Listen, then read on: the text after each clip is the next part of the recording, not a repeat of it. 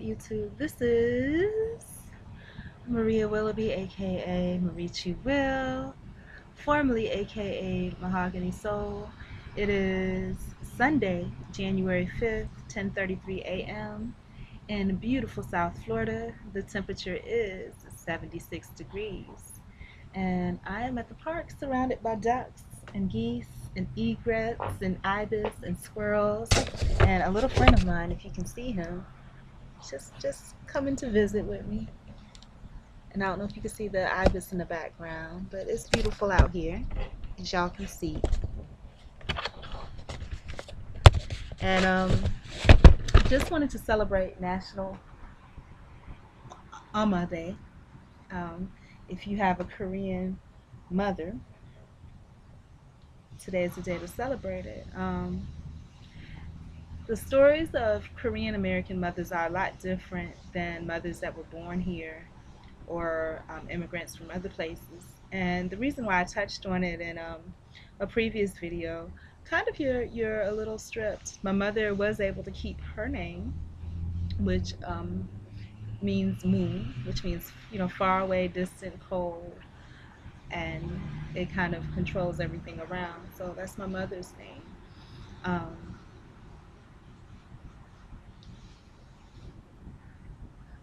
the plight of the Korean American mother is a little different. You have two countries that's on the total opposite ends of the globe, and a lot of times, especially prior to the 19, I'll say the 1980s, if you saw a couple that was bicultural and one of the partners was Asian, 9 times out of 10 you could probably best believe that it was a result of the military influence, which I am. That's how my parents met. My father was in the army, um, and that's how they met and were able to create. So, a lot of props to them because, for one thing, especially for Korean American mothers with African American children, it's doubly as hard because the cultures are even more different. African American culture is completely different from Korean culture, and especially in the times that I was born, prior 1980s, 1970s or so, Korean was much more Koreanized. They still wore the traditional clothing. As a matter of fact, even after I came to the United States, I still wore. My mom still dressed us in traditional clothing. She packed kimchi in our lunch boxes. And we didn't have a refrigerator or anything like that, at school. So you can imagine the plight that I went through with that. But Korean American mothers are very strong. Korean American mothers of black children are very strong because, again, the cultures are very different. A lot of times these unions are a result of the military, and these people don't always have good support systems, on either end, and the same is true for my family. Um, and again, Asian culture, they had traditional values, traditional ways, the education. That's why they excel so much further in education. The education that they received, the education that they were taught as far as mathematics, you can even look up on YouTube some of the math functions. The way they taught you to do your math is different than what they teach here. They teach it backwards here. So you have to sit and think and really think hard, but really it's very easy. Multiplication of double digits and things like that. It's not even, it takes 2 seconds if you do it that way. My mom tried to raise me to do it Asian way. But what happened is that when I went to the schools, when I went to public school, they were teaching me another way, and they didn't get what I was showing them that my mom was teaching me. And when I would go home and have my mom was trying to help me with my homework, I would be like, oh, no, no, no, this is the way we learned it in school. So it's kind of sad because that's why I chose, another reason I chose not to have children, because your children are really not your own. How much time do you really spend with your kids? How much influence are you really allowed to have over your children?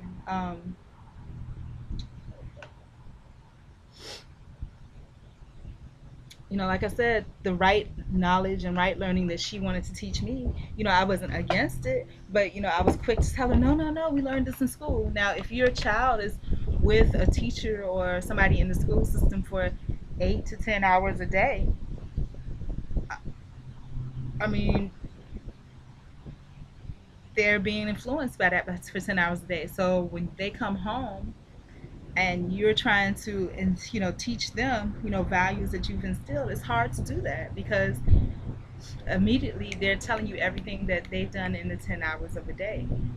Okay, so I mean, it must have been hard for her, and still, even through that, she still raised me, quote unquote, Korean style, according to her own words, because I never really thought of it that way, as much as she could, and it must have hurt her dearly to, have to kind of back down from that, because when my parents were married, they got divorced, but when they were married, again, it was, you know, I guess when it was just them two, the difference in the cultures were a novelty. But now they have children that are hybrid, and you have a mother that carried these children in her womb for 9 months, and she wants to raise them Korean style, and she's not intentionally thinking Korean style, but she's cooking and feeding us Korean food. She's dressing us Korean style, you know, and she's speaking to us in Korean, even though, they have made the decision not to do that because they wanted us to fit in.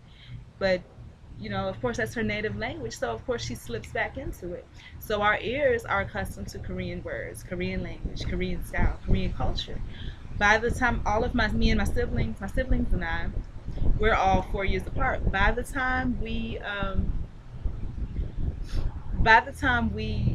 had my sister and brother came into the world, it was kind of taxing on her, because she's continuously trying to fight this, and now she's fighting so hard to push Korean culture. And when my mom and dad divorced, she was just like, good. You know what I'm saying? She can kind of put that with us, but she started to notice that I wasn't really fitting in, and when I first came to the US, my mom and dad all excited. Her and my aunts, they went out to buy cowboy boots. Because all other countries at that time, they thought that all Americans wore cowboy hats and cowboy boots. And so, they were excited about us coming, and, my dad, all of us got together and came, So, you know, for the Korean American mother that's parents of black children, I gotta tell you, it's really hard. It's not easy. Especially if that Korean American mother has been disowned by her family, and the black American father has been potentially just beaten down every minute for marrying somebody that's out of the race. So I mean, it's not easy. So I just want to give honor and homage to all South Korean American mothers. South because my mom is South. I'm sure the other cultures have the same, but it's all South Korean American mothers, especially those mothers that are parents of black children. And I want to say this. I think black culture. I mean, it exploits. Black culture is one of the most exploited cultures in the South, but I think it exploits a lot of these women that are Afro Koreans. They exploit them. And these women, in an attempt to be accepted by society, I mean, to me, it's exploitation. They allow themselves to be exploited. And it doesn't. Nothing hits me harder than I guess Lashante Hector, because I watched one of her interviews because I went through a phase where I was looking up every Afro Korean person I could find, because again, I wanted to identify, especially when I was going through the hard times, really hard times in my life. And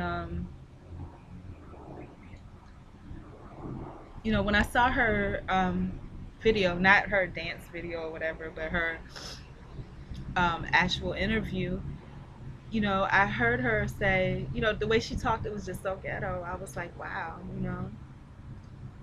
but she was really immersed into the culture. And I was thinking to myself, if her mother is a true Korean woman, she would be turning, she would be having a fit. She would be having ulcers behind that, because, you our parents don't raise us to be that way. So, um, I don't know. And for Afro Korean children, um, I don't know. Everybody has different walks because being Afro Korean, um, it was very rare for me to find other people that were like me. Um, it was very rare to find other people that were like me. And then I remember having a stint when I got on Facebook, and I was just so happy because all of these other people that were similar to me, Korean and black, we grew up eating, rice and kimchi and octopus and snails and all the Korean foods, and and we had different levels of Koreanness. Some people still spoke Korean fluently. Some people spoke like myself. We were attempted to be Americanized, so we only really the only words that we understood is what our mothers would say to us, on a regular basis, and and then surprising to me, I saw some Korean Americans that were raised by their black fathers, and they were just like the most ghetto, whew, the most ghetto people ever, But the thing is that they were more outspoken and more aggressive. The other Koreans that were raised by their Korean mothers were Korean black Koreans that were raised by their Korean mothers were more graceful and more cultured. And then you have me, which is just a hybrid of all. I was raised by my Korean mother during my formative years, primary years, early years. I was very graceful and cultured. But when I went to the adult world, trying to fit in, I started acting ghetto on purpose. And then when I was falsely accused and brought into the legal system, that was all I was surrounded by.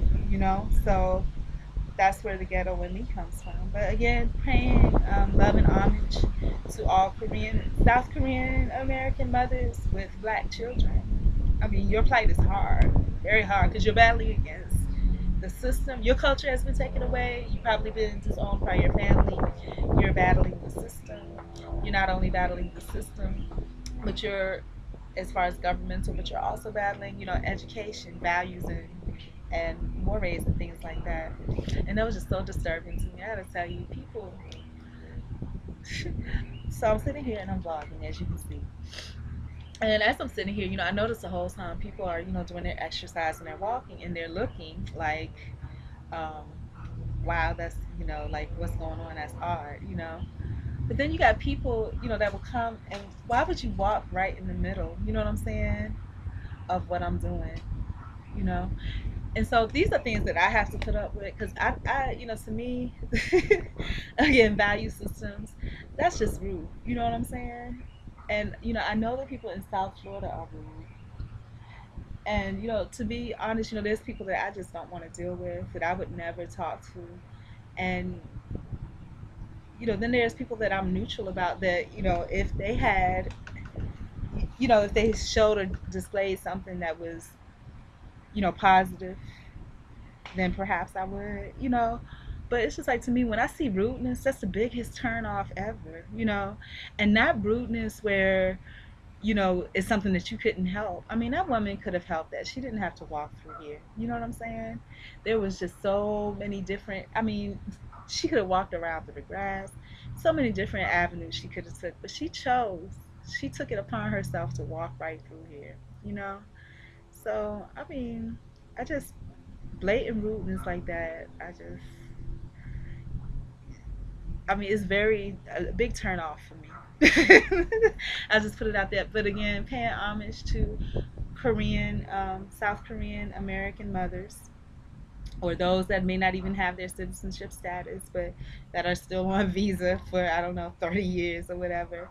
'Cause to be honest with you, I don't even know if my mom is a citizen or not. I know that 20 years ago, she had documentation that showed a visa, but I guess like if you're married for 7 or more years, you become a citizen anyhow. So I don't know why she still had visa papers and stuff, but maybe she just kept it for memories. Um, parents are like that sometimes. So, anyways, again, God bless. And the religion is taken away from them. The religion of naturalism. I mean, it's just it's horrendous. But what a mother I had to be able to endure all that by herself for nearly 70 years on this earth. 40 of those 70 years were dedicated to us. But anyways, God bless. My time is up. Bye.